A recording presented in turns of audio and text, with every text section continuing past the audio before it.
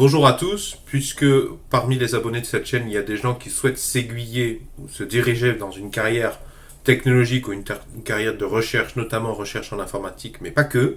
Et en plus que nous sommes en pleine période de confinement et qu'il y a des jeunes qui s'interrogent sur leur avenir, je vous propose trois conseils, trois retours d'expérience que je vous donne en tant que personne qui a fait un doctorat de recherche, enfin des études longues validées à la fin par un doctorat de recherche qui s'est bien passé.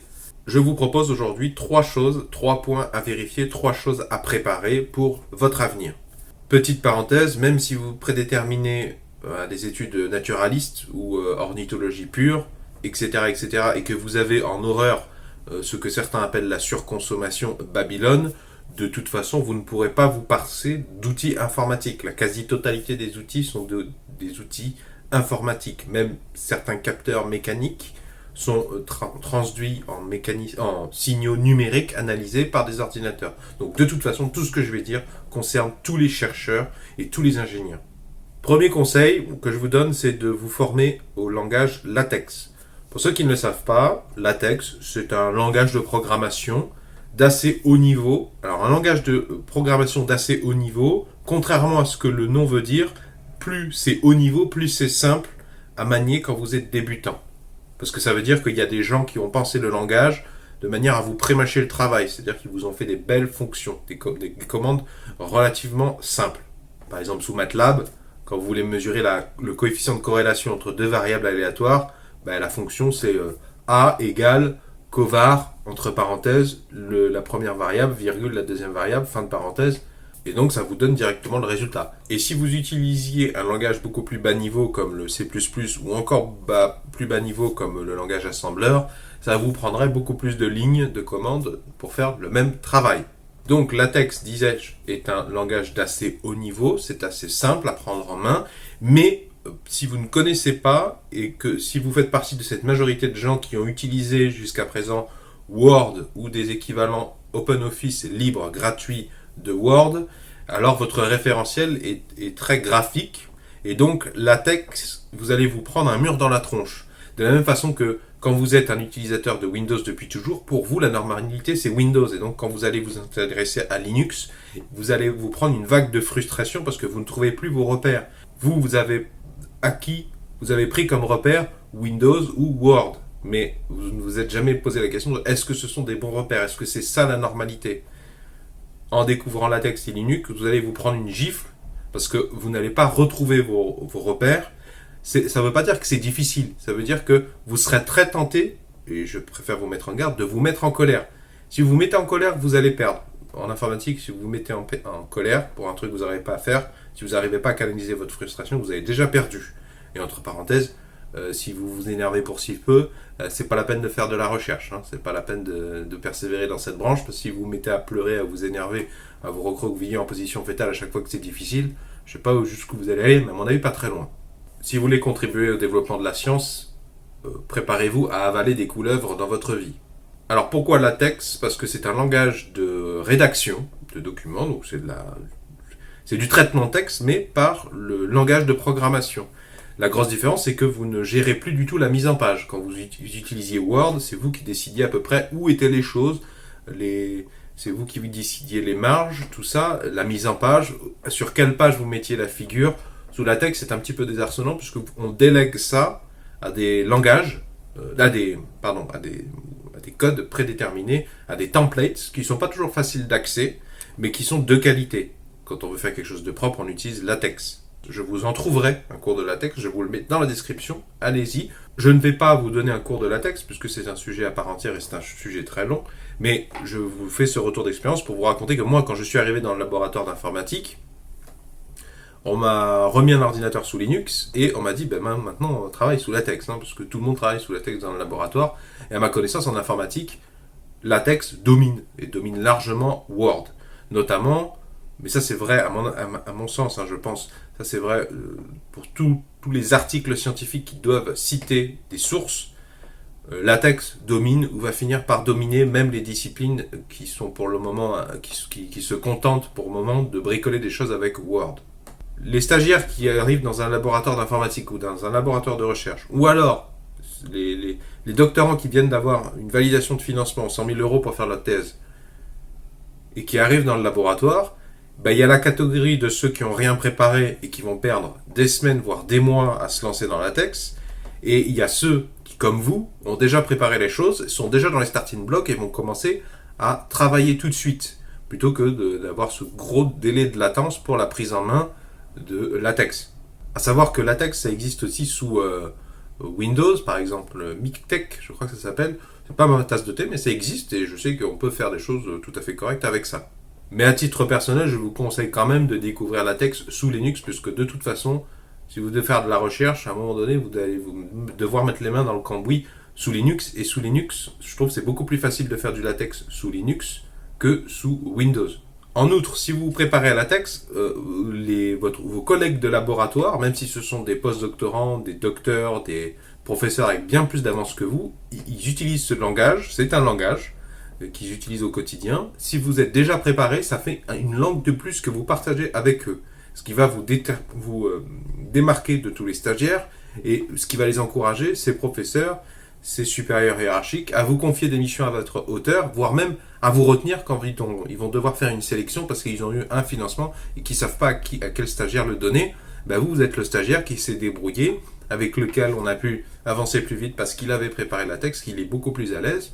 Latex, ça a été développé à la base pour des professeurs de mathématiques, donc vous allez vous mettre aussi dans la poche beaucoup de mathématiciens, de professeurs de mathématiques ou de chercheurs en mathématiques. Et ça, les mathématiciens, c'est une denrée rare et précieuse dans le domaine de la recherche.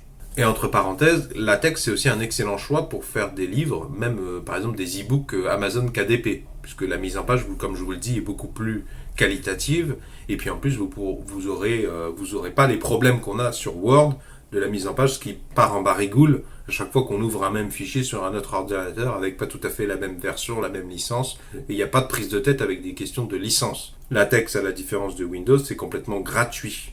Et l'installation de latex avec tous les packages, toutes les options, toutes les fonctions au monde qui existent, qui ont été publiées, c'est une ligne de commande. Une ligne de commande qui vous installe un fichier, un logiciel qui doit faire maintenant quelques gigas, et c'est fini. Après, il n'y a plus de questions d'installation à se prendre la tête. Et cette ligne de commande, c'est la même à peu près pour tous les ordinateurs Linux du monde. D'ailleurs, cette ligne de commande, je vous la mets dans la description sous la vidéo, comme ça vous n'avez plus qu'à faire un copier-coller dans un terminal Linux et vous pouvez d'ores et déjà utiliser latex. Entre parenthèses, je vous rappelle qu'il y a quelques semaines, j'ai fait une vidéo qui s'appelle « Comment devenir un chercheur en intelligence artificielle » dans laquelle je donne plusieurs conseils du même ordre, mais plutôt orientés pour celles et ceux qui s'intéressent particulièrement à l'apprentissage machine et à l'intelligence artificielle, qui sont des domaines bien particuliers de l'informatique. Cet épisode précédent, je vous invite fortement à le considérer et à vous y intéresser également, puisqu'il contient des conseils du même ordre. Je vous le mets, cet épisode, dans la description sous la vidéo également. Je vous recommande de vous intéresser à latex, puisque, à ma connaissance, je n'ai pas la prétention d'avoir ni la science infuse, ni une connaissance exhaustive du sujet, mais à ma connaissance, latex, c'est de loin le meilleur outil de gérer les sources, la citation et l'indexation d'articles scientifiques comme élément de bibliographie.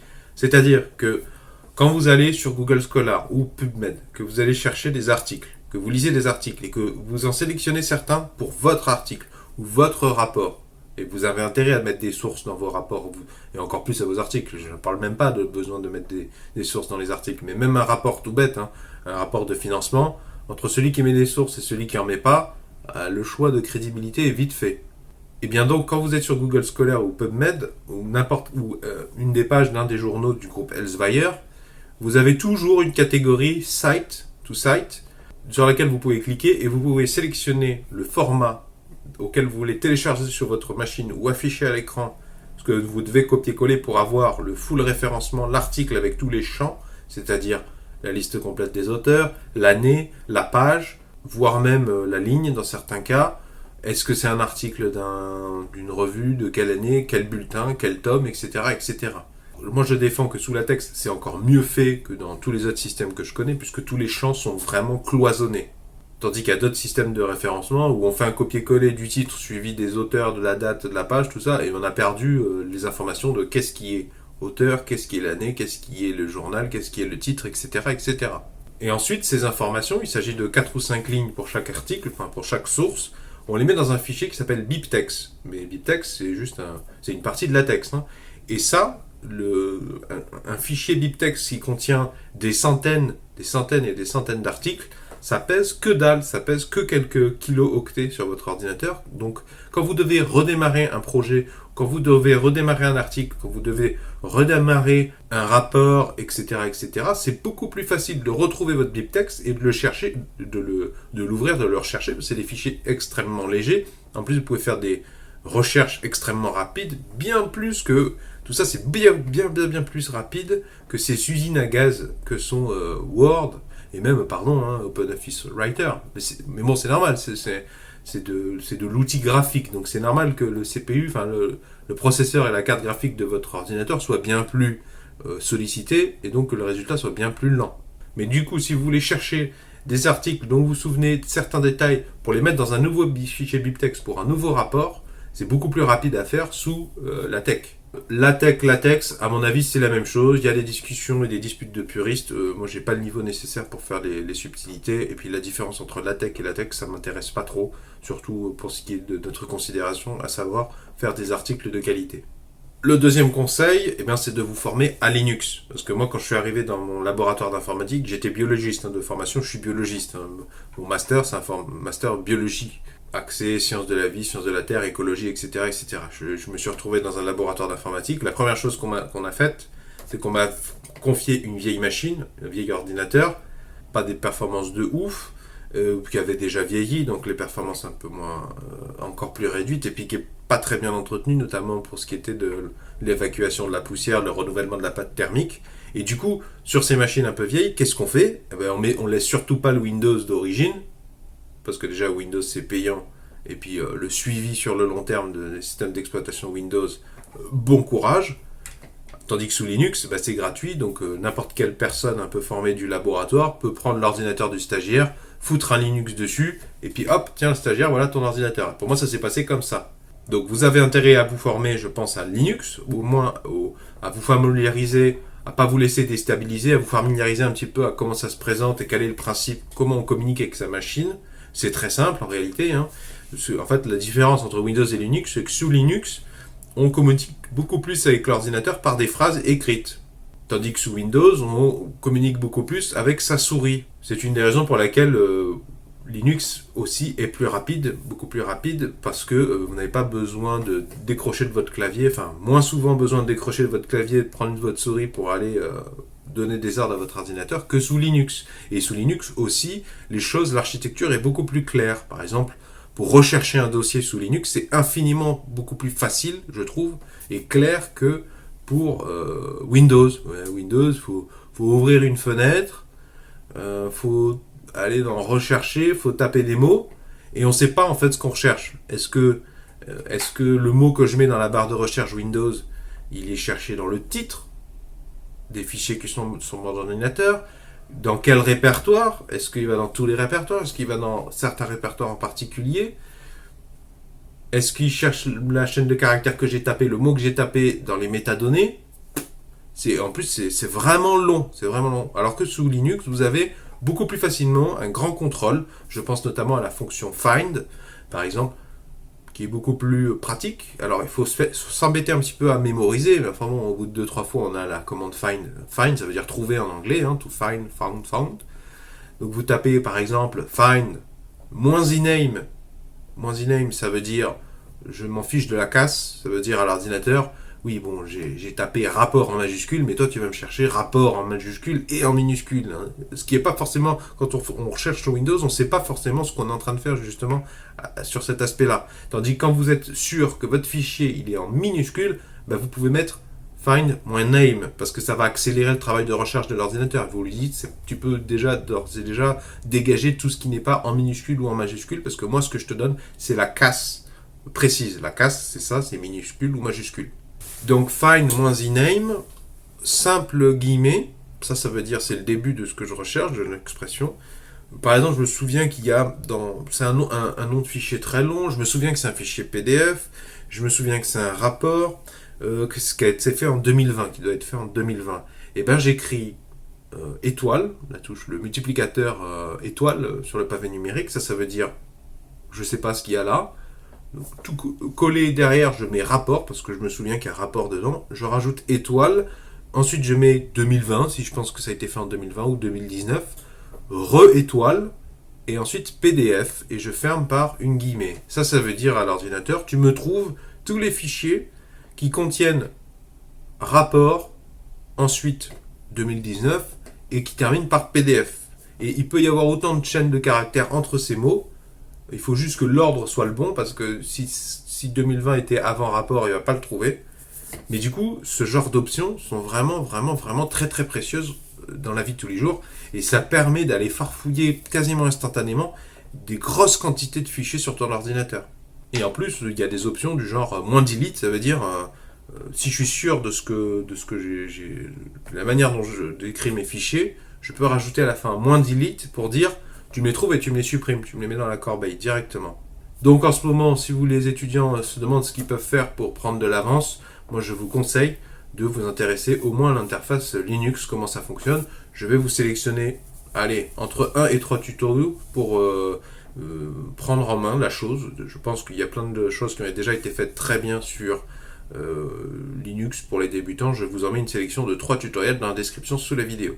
Troisième conseil que je vais vous donner pour devenir chercheur, c'est de vous familiariser avec les opérations d'entretien les plus basiques sur un ordinateur. Votre ordinateur, ça va être votre outil central de vos travaux de recherche. Vous devrez être parfaitement capable de sauvegarder vos données régulièrement, ce qui implique que vous connaissiez votre machine et les solutions informatiques de sauvegarde de données. Vous devez aussi, je pense, savoir éliminer la poussière. La poussière, c'est un truc fondamental en informatique. Systématiquement, normalement, tous les ans ou tous les 2 ans, vous devez ouvrir votre ordinateur pour enlever les poussières qui s'accumulent sur le radiateur. Le radiateur, de manière simplifiée, schématiquement, c'est une partie de votre ordinateur qui est en contact avec le processeur, donc qui est la partie qui chauffe le plus, qui génère le plus de chaleur de la carte mère de votre ordinateur. Et donc, il y a une patte thermique. Donc, une patte thermique, ça aussi, vous devez apprendre à le changer tous les 2 ans si vous voulez que votre ordinateur conserve ses performances et dure le plus longtemps possible. Cette patte thermique sert à rediriger, à envoyer la chaleur, véhiculer la chaleur du processeur vers le radiateur qui est en aluminium. Le radiateur est lui-même équipé d'ailettes à une forme particulière pour échanger un maximum cette énergie avec l'air qui se trouve dans votre ordinateur. Et il y a un ventilateur pas très loin qui prend cet air et qui l'envoie dehors. Et ce même ventilateur fait, en même temps qu'il fait sortir, il fait rentrer de l'air frais, entre guillemets, à l'intérieur de l'ordinateur. Et bien tout ce système est régulièrement obstrué, empêché de fonctionner tout bêtement par des moutons de poussière. Même si vous faites très attention avec votre ordinateur, vous en aurez inexorablement. Sachez que tous les 2 ans, vous devez, normalement tous les 2 ans au moins, vous devez ouvrir votre machine pour enlever la poussière, voire même soulever le radiateur, nettoyer la vieille pâte thermique qui cuit depuis 2 ans et en mettre de la nouvelle. Alors pour ce faire, je vous ai mis 2 tutoriels débutants dans la description sous la vidéo. Peut-être certains seront en anglais parce qu'il y a des tutoriels en anglais qui sont très bien faits.